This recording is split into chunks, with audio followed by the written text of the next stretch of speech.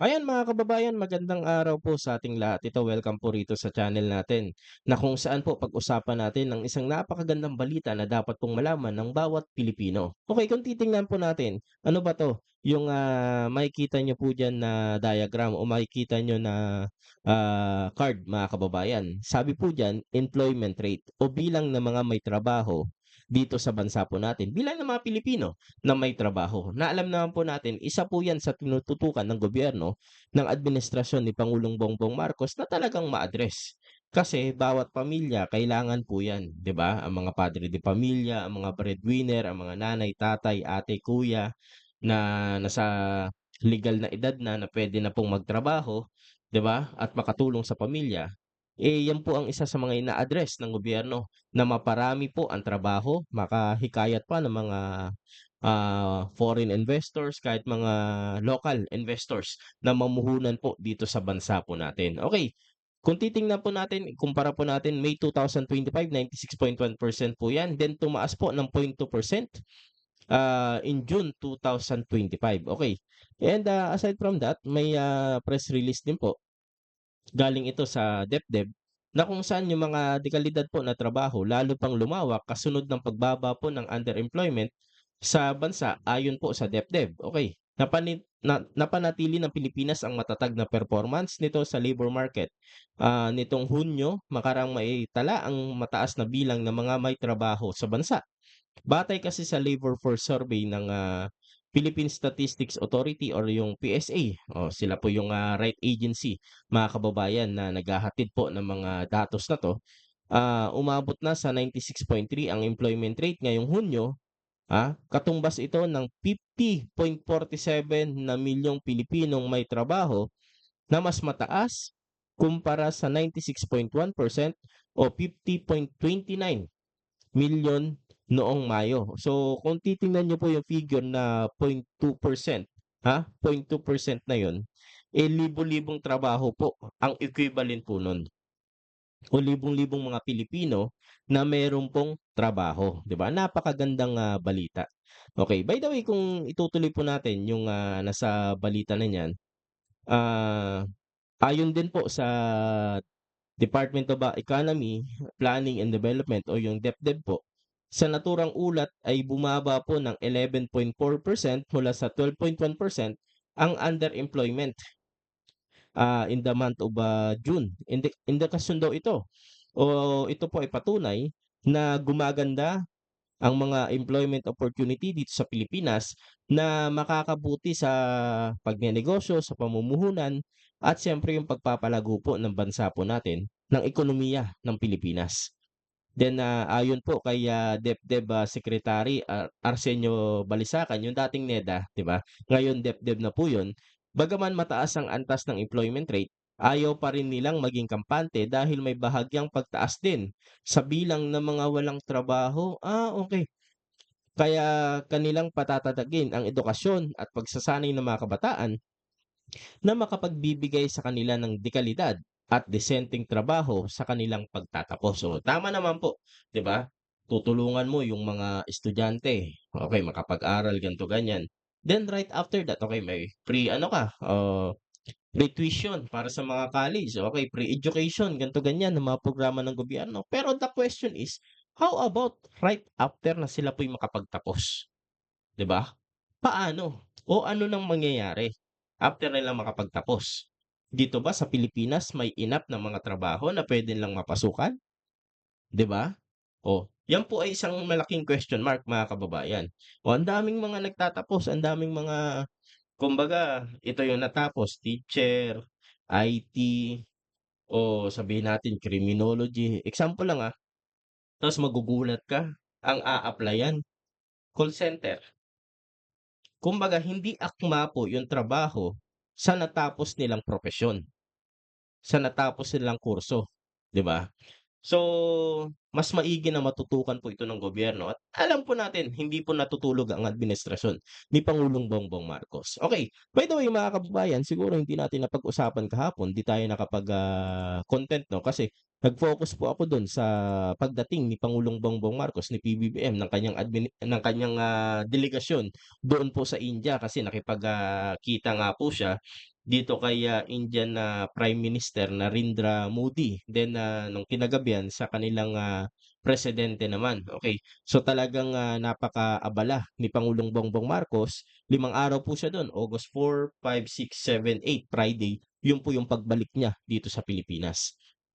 Okey, kahapon po mga kababayan ay, naglabas rin po ng press release o ng, ito yung ating, PSA din 'no, na kung saan pinakamababang inflation rate mula October 2019, naitala po July 2025 ang 0.9%. Okey, alam naman po natin na talagang, may mga challenges ang gobyerno right after na pumasok po yung administrasyon ni Pangulong Bongbong Marcos June 30 2022.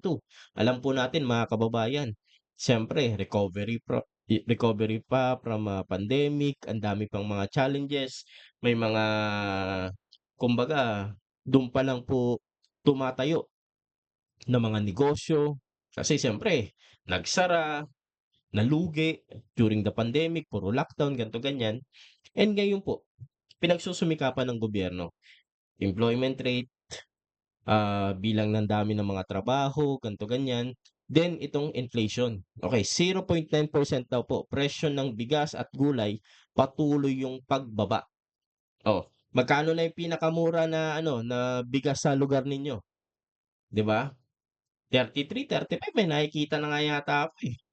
Mga kababayan sa palengke na binibilhan ko, meron na po akong nakikitang gano'n, 'di ba?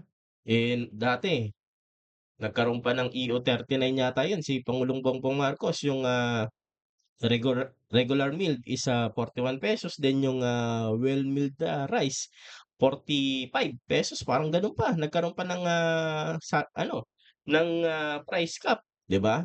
Kasi talagang napakataas po ng presyo ng bigas that time. Ngayon po makikita niyo bumaba na o meron pa yung, golden na sibuyas, 'di ba? Oh, magkano yung kilo 600, 700, 'di ba? November, December 2022. 'Di ba? Mga ilang months pa lang 'yun, sabi ko 'pag ito hindi nagbago sa mga susunod na taon walang kuwenta talaga ito si pangulo. Ngayon bumalik pa ba sa presyo na gano'n? Wala na, 'di ba? Wala na po mga kababayan. Dati 'pag bibili ako ng sibuyas siguro yung hindi abot ng 1/4, eh. Kasi 1/4 mo 150 na, eh, 'di ba? Tipid na tipid ka sibuyas. Oo, gano'n po mga kababayan. 'Di ba? Na-encounter natin 'yan. Oh, ang dami pa ngang mga memes na nagawa nun. Ginawa pang, giveaway sa mga kasal yung sibuyas kasi mahal nga po, 'di ba? Napakamahal ng presyo. Okey, then, tingnan natin yung detalye na 'yan. July 2025 inflation rate po, pinakamababa simula October 2019. Mababa daw po 'yan dahil sa mas murang, pagkain, mas mabagal na pagtaas ng presyo ng kuryente at, transportasyon. Speaking of kuryente, eh, sana masolusyunan na. 'Di ba yung, issue doon sa Siquijor, 'di ba? Sana po, eh, ma-address na, 'di ba? Parang may deadline yata sila at the end of this year dapat, eh, talagang, wala ng, brownout, 12 hours, 14 hours, ganyan. And even during the SONA of President Bongbong Marcos, brownout out yata sila dun, mga kababayan. May mga balita tayo na napapanood tungkol diyan.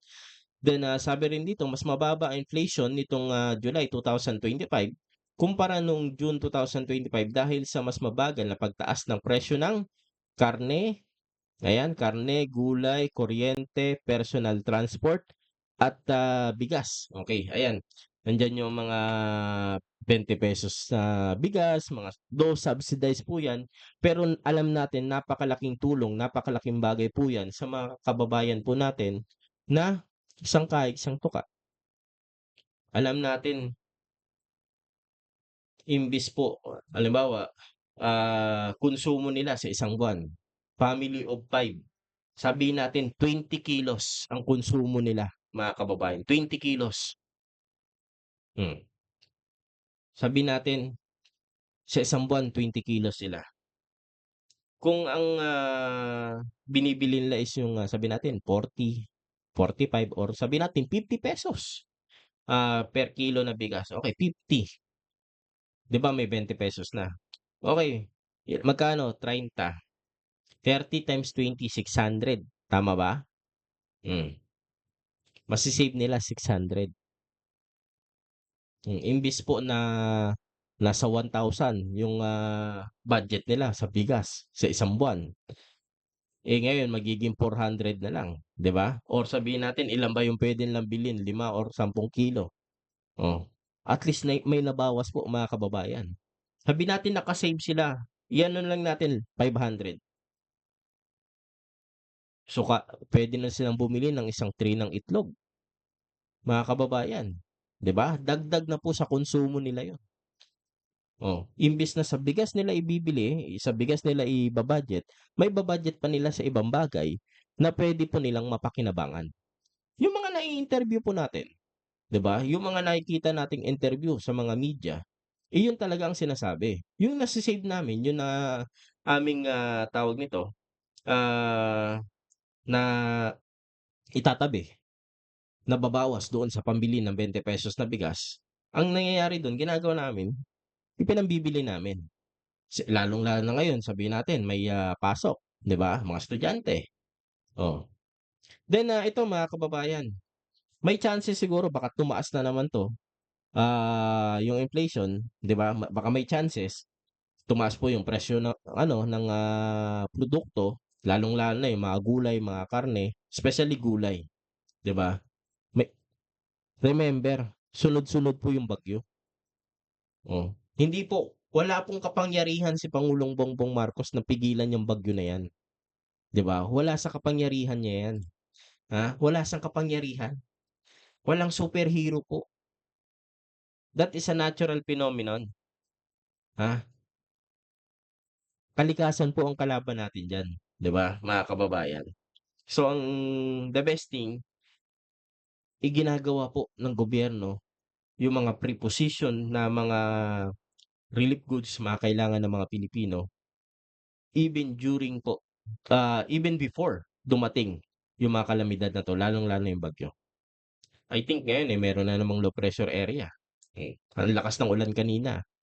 Until now, na habang nagre-record po tayo, mahigit 1 oras na yung ulan, mga kababayan. So once again, yan po napakagandang balita. Bumaba po yung inflation rate. Tumaas man po yan bahagya dahil nga po sa mga sunod-sunod na mga bagyo. Ilang bagyo yun? 3, 'di ba? And estimated na sa more or less 20 na bagyo ang papasok sa Pilipinas bago matapos ang taong 2025. At the same time, meron pa tayong habagat. Talagang hindi tayo nawawalan ng pagsubok, mga kababayan, kaliwa't kanan 'yan. And 'yan, ito yung content natin ngayon, gusto ko ibahagi sa inyo, magagandang balita po ito. Patunay na nagsusumikap talaga o nagtatrabaho ang gobyerno kahit po sa kabila ng mga batikos, alam natin kaliwa't kanan. And ngayon si PBBM nasa India, from New Delhi pupunta siya, I think Bangalore ba 'yun yung kuwan nila, parang Silicon Valley. Nandun yung mga tech company, ganyan. Yun yung parang Silicon Valley ng Indonesia tuloy, ng India, ayan. So mamaya, try natin na makapag-content pa ulit and ibabalita po natin sa inyo yung mga ganap naman doon sa India. And sabi ko nga sa isang channel natin o sa post po natin, paldo o tagumpay ang misyon ni Pangulong Bongbong Marcos sa kanyang state visit sa India. And tagumpay po ito para sa sambayanang Pilipino. So once again, mga kababayan, maraming salamat and magandang araw po sa ating lahat.